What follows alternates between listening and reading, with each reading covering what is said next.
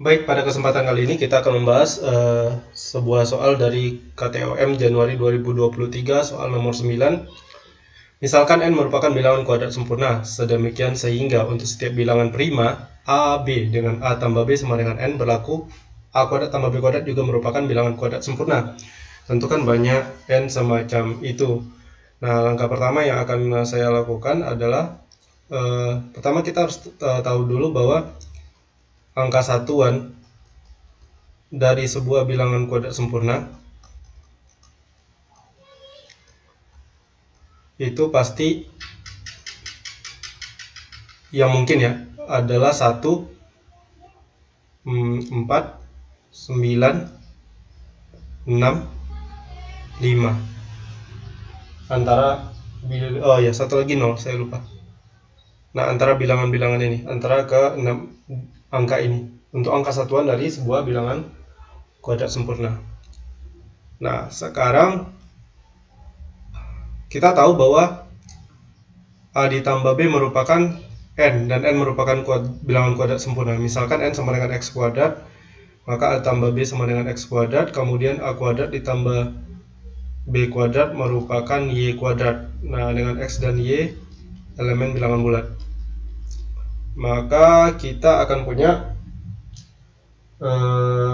di sini a kuadrat ditambah b kuadrat adalah a ditambah b dikuadratkan kemudian dikurangi 2ab sama dengan y kuadrat. Karena a tambah b adalah x, maka ini kita punya x pangkat 4 dikurang 2ab sama dengan y kuadrat, atau x kuadrat dikurang y dikali x kuadrat ditambah y sama dengan 2 kali ab.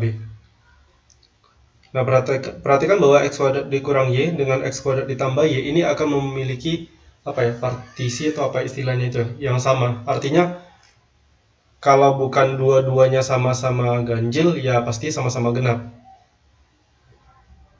Ganjil-ganjil atau genap-genap. Nah, tapi perhatikan bahwa hasil kali keduanya itu merupakan 2 kali a kali b, artinya merupakan bilangan genap. Dengan kata lain, kita punya x kuadrat dikurang y merupakan bilangan genap, dan x kuadrat ditambah y merupakan bilangan genap.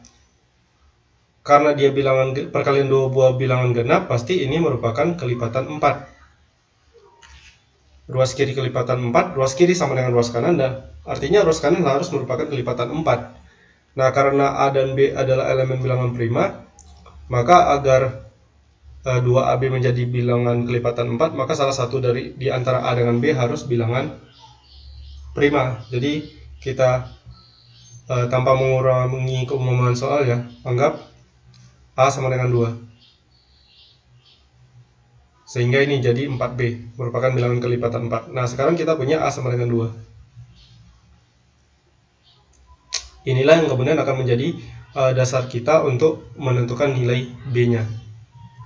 Nah, tadi saya sudah sebutkan bahwa angka satuan dari bilangan kuadrat sempurna itu merupakan 0, 1, 4, 9, 6, atau 5.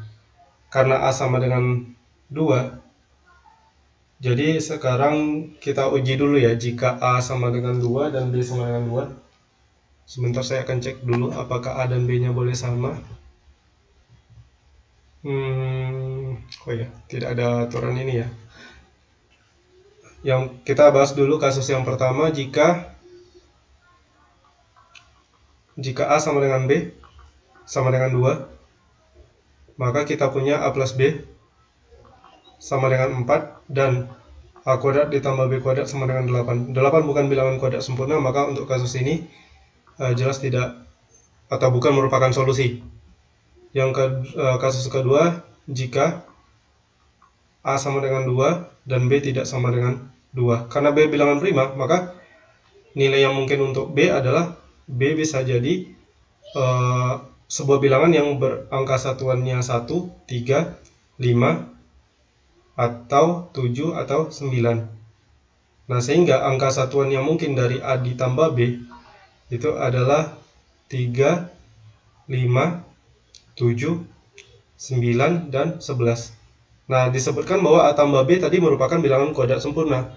Sedangkan angka dari bilangan kuadrat sempurna seperti yang sudah saya tuliskan di atas sebelumnya bahwa angka tersebut bisa jadi 0, angka satuannya ya, 1, 4, 9, 6, dan 5. Kita fokus ke angka ganjilnya, ada angka 1, 9, dan 5.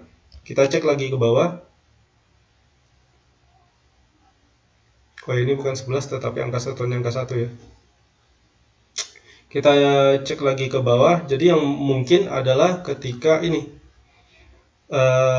angka satuannya adalah angka 1, 9, dan 5. Atau dengan kata lain, nilai B yang mungkin itu adalah bilangan prima yang angka satuannya angka 3, angka 7, atau angka 9. Nah, sekarang karena A-nya 2, kita bahas angka satuan dari A kuadrat.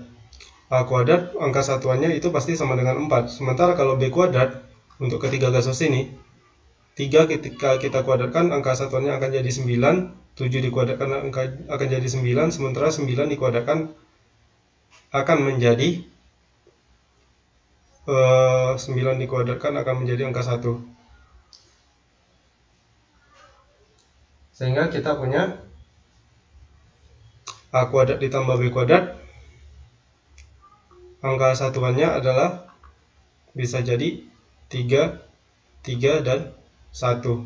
3, 3, dan 5.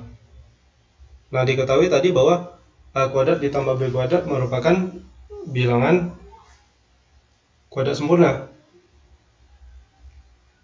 Artinya angka satuannya harusnya yang bisa diterima di sini adalah angka satuan yang sama dengan 5. Nah, kita balik lagi ke awal. B kuadratnya angka satuannya 1. Atau dengan kata lain, B adalah sebuah bilangan yang angka satuannya adalah angka 9.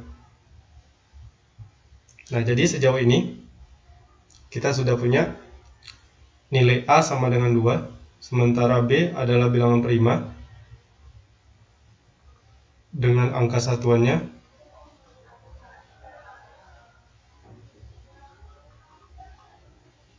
sama dengan 9. Tugas kita adalah mencari N yang memenuhi hal tersebut.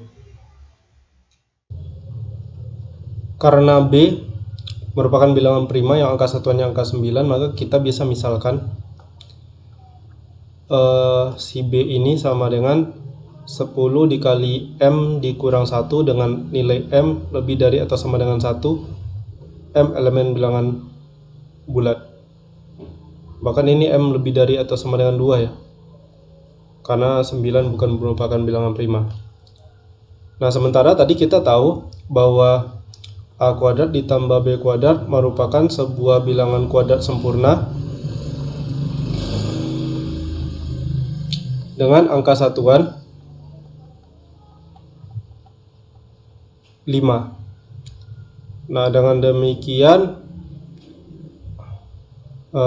karena A kuadrat ditambah B kuadrat sama dengan Y kuadrat, maka kita bisa misalkan si Y itu sama dengan 10N, katakanlah begitu, 10N ditambah 5 dengan N lebih dari atau sama dengan 0 dan N elemen bilangan bulat.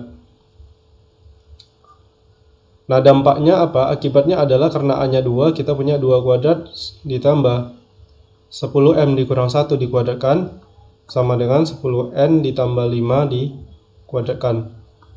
4 sama dengan 10N ditambah 5 dikuadratkan dikurang 10M dikurang 1 dikuadratkan. Dan ini akan sama dengan 10N ditambah 5 ditambah 10M dikurang 1, kemudian dikali dengan 10N ditambah 5 dikurang 10M ditambah 1, sama dengan 2 dikali 5 dikali M ditambah N tambah 3, kemudian dikali 2 dikali 5 dikali N dikurang M, kemudian ini bukan ditambah 3 ya, ditambah 2 ya, ini baru ditambah 3. 4 sama dengan 4 dikali 5 dikali M ditambah N ditambah 2 dikali 5 dikali N dikurang M ditambah 3. Perhatikan, berarti kita punya di sini 5 dikali M ditambah N ditambah 2, kemudian dikalikan dengan 5 dikali N dikurang M ditambah 3, ini harus sama dengan 1. Nah, karena nilai M tadi kita sudah tahu nilai M itu lebih dari atau sama dengan 2, sementara nilai N lebih dari atau sama dengan 0, maka di sini kita punya nilai minimal dari ini ya. Dari ini adalah minimal itu nilainya 12. Ini akan lebih dari atau sama dengan 12.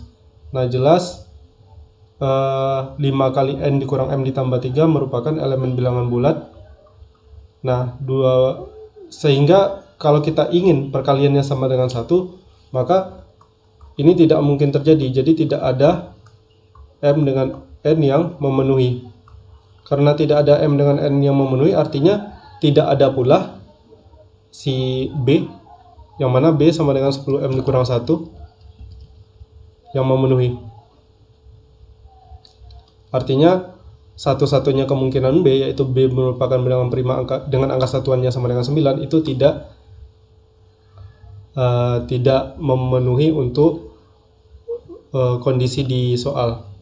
Dengan demikian, karena pertanyaannya tadi adalah tentukan banyak N semacam itu, dan kita sudah buktikan bahwa tidak ada A dengan B yang memenuhi untuk soal, maka pertanyaannya, oh ya ini saya salah ya, harusnya jangan menggunakan huruf N ya, karena huruf N sudah ada di soal tadi. Jadi ketika kita mengerjakan soal itu bagusnya pakai perandaian dengan huruf yang berbeda. Kalau ini M, mungkin ini saya bisa pakai huruf P misalnya untuk pengganti huruf N tadi, biar tidak bingung. Oke, harusnya ini pakai huruf P. Tapi yang paling penting dari pembahasan ini adalah bahwa pada akhirnya kita tahu bahwa jawaban untuk soal ini adalah tidak ada N yang memenuhi, atau kalau dia tanya banyaknya N yang memenuhi adalah sama dengan 0. Oke, sekian pembahasan soal kita kali ini. Mohon maaf bila ada pembahasan saya yang salah atau keliru. Bila ada alternatif lain atau kritikan dan masukan, silakan berikan komentar di kolom komentar. Terima kasih, sampai jumpa di pembahasan soal berikutnya.